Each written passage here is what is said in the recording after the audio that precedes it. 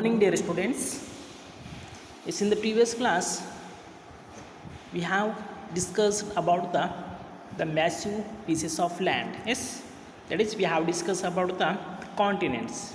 Yes, so there are 7 continents and 5 oceans. Okay, and I have already taught you about that 7 continents. Yes, so they are the Asia, Africa, yes, and North America, South America, is Antarctica, and Europe, and last one is Australia. Okay, so these are the some important continents. Yes, and also I have taught about the oceans.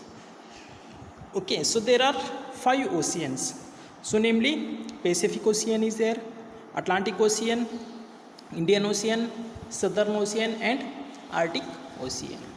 So we have discussed about the different continents and as well as the oceans.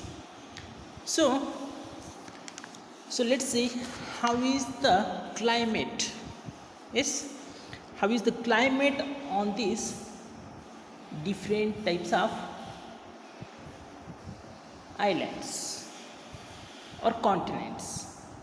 Sorry, the different types of continents. There are 7 continents. Let's see how is the temperature or how is the weather of the continents. Okay, so we are experiencing cold, hot, and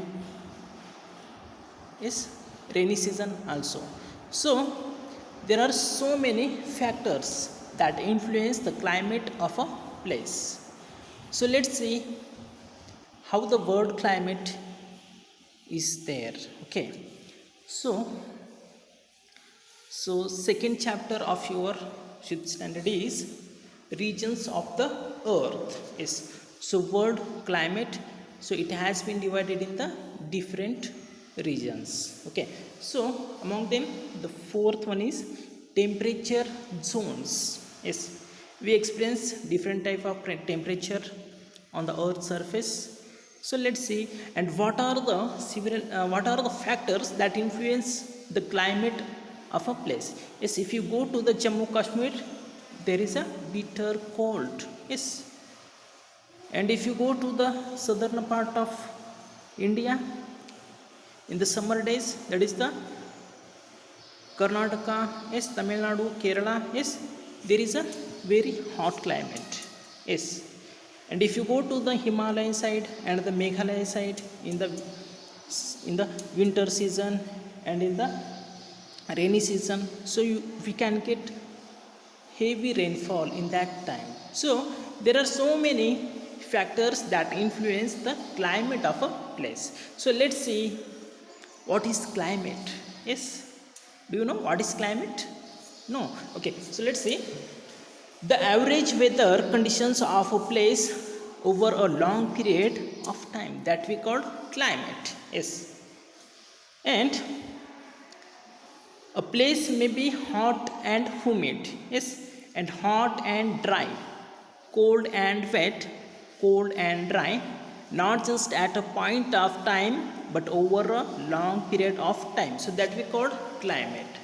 And the degrees of sunlight and the amount of rainfall received by a place, it determines heat conditions and humidity. So climate impacts the ecosystem, the natural vegetations, and the way people live. Yes, so climate, it is very important things, and that is also impacts on the ecosystem.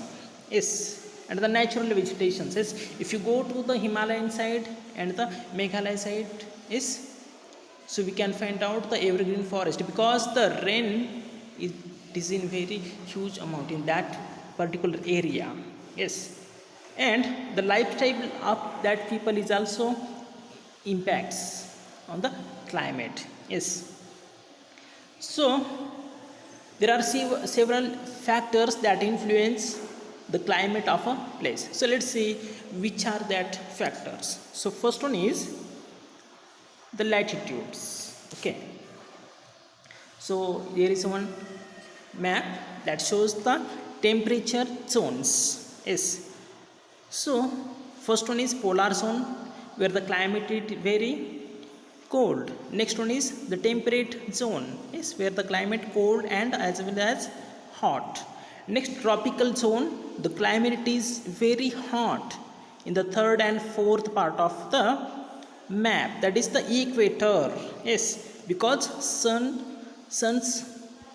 sun's rays is directly connected to that area. Yes, and next one is temperature zone, and next one is sixth one is polar zone, because in the polar zone sun's rays cannot reach that area. Yes, therefore that two areas, that is the north zone and the south zone, it's very cold. So let's see, first one is latitude. Okay, so different parts of the earth receives a different amounts of sunlight, as we know. So the sunlight strikes most directly in the equator. Yes, if you go to the 30-degree north tropic of Cancer, the sunlight is become very less, because sun's rays, it can't reach that place. Yes, but the equator, that place, the sun strikes mostly directly. Yes, therefore the climate of that particular area is very, temperature is very high. Yes, and regions along the equator and the lower altitudes receives direct rays of the sun, and thus making them hot and humid. Yes, so regions that is along with the equator, yes, that the lower latitudes receives direct rays of the sun, and therefore that particular area, that is the equator area, it is very hot and humid. Yes, because the sun's rays is very direct on that area. Yes, got it idea? Okay, fine. Next, the direct rays of the sun travel a shorter distance and cover a smaller area, so the heat is more concentrated. Yes, the direct rays of the sun, it travels a shorter distance, yes, and cover a smaller area, so the heat is more concentrated. Okay, so you can observe here the 0-degree equator, where the sun's rays are directly on that area, hence that area is included very hot. Yes, so next, the sun's rays reaching places beyond the tropical travel a longer distance through the atmosphere, because the surface of the earth is covered. Yes, and as more heat is absorbed by the atmosphere, the places beyond the tropics are less hot than the places near the equator. Yes, if you compare to the equator, so equator, it is very hot, because the sun gets because the earth gets sun's direct rays from that area. Yes, hence the tropic or the equator area, it is very cold, it is very hot, and the rays get diffused as they spread out over a larger area, thus losing their warmth. Yes, if the sun rays, it passes towards the north pole, so the sun's rays, it become a shorter, and that area is very hot. That area, it is very cold, because sun's rays cannot move the north pole and the south pole. Yes, and as the earth is tilted on its axis, the poles receives slanting rays of the sun. Yes, so as we know, our earth is tilted on its axis, and the poles receives slanting rays of the sun, because sun is in the middle of the earth, and the sun's rays, it can't reach to the north pole as well as south pole, hence that two area are very cold area. Yes, and the rays travel a far greater, so they heat a much larger area, but the heat is very weak, because the sun rays cannot reach the north pole and south pole. Okay, so let's see next one, altitude. Yes, so what is altitude?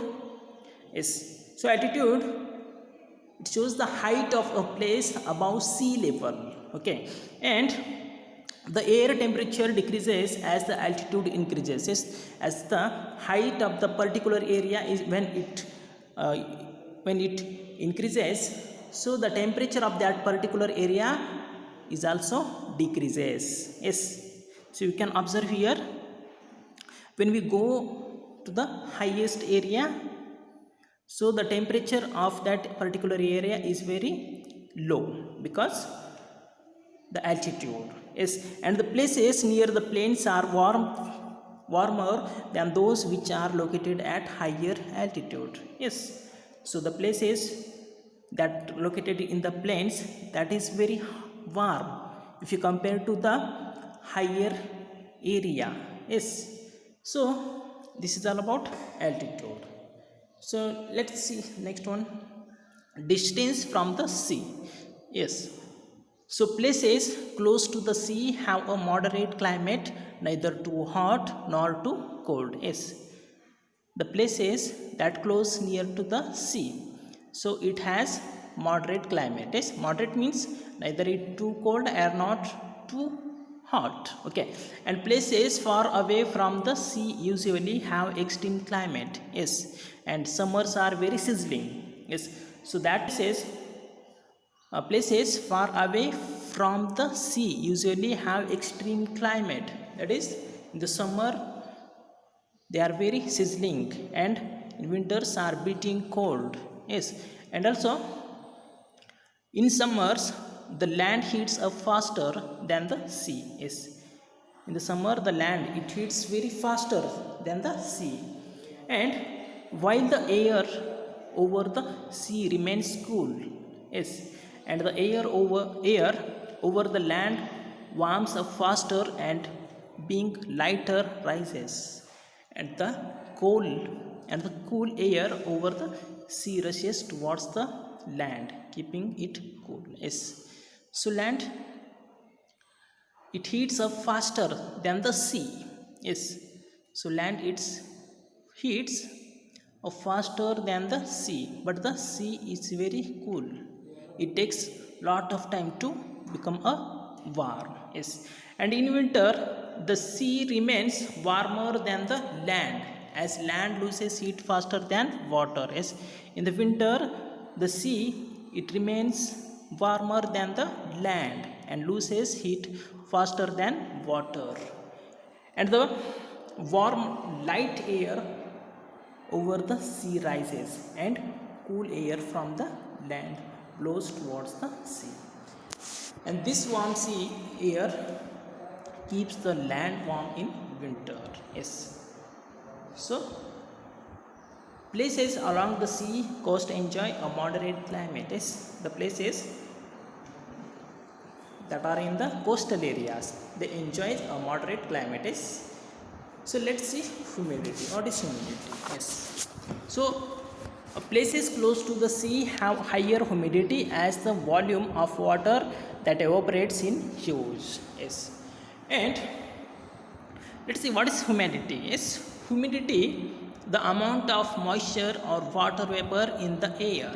Yes, so that we call humidity, and places that are in the interior of a country are far less humid, and we tend to perspire a lot when the humidity is higher. Yes, so let's see next wind. So winds, the direction of winds at a particular places also determines its climates. Yes, yes, and winds can be hot, cold or moist depending on where they originate, and winds blowing from the Bay of Bengal and the Arabian Sea and cool and moisture later. Yes, and also winds blowing from the Great Indian Desert are hot and dry, and in central India hot dry winds called Loo is blow during the summer afternoons. Yes, so this is all about winds. So there is a one video related to the temperature, that is the temperate zones. Yes, that is there are so many factors that are influence on the climate of place. So watch that video. Thank you. In this video, we're going to quickly understand what are the factors affecting India's climate. Now, generally speaking, I'm not just talking about India. There are 6 major components that controls the climate of any place. They are latitude, altitude, pressure and wind system, distance from the sea, ocean currents, and relief features. Let's understand each one of them. The first one is latitude.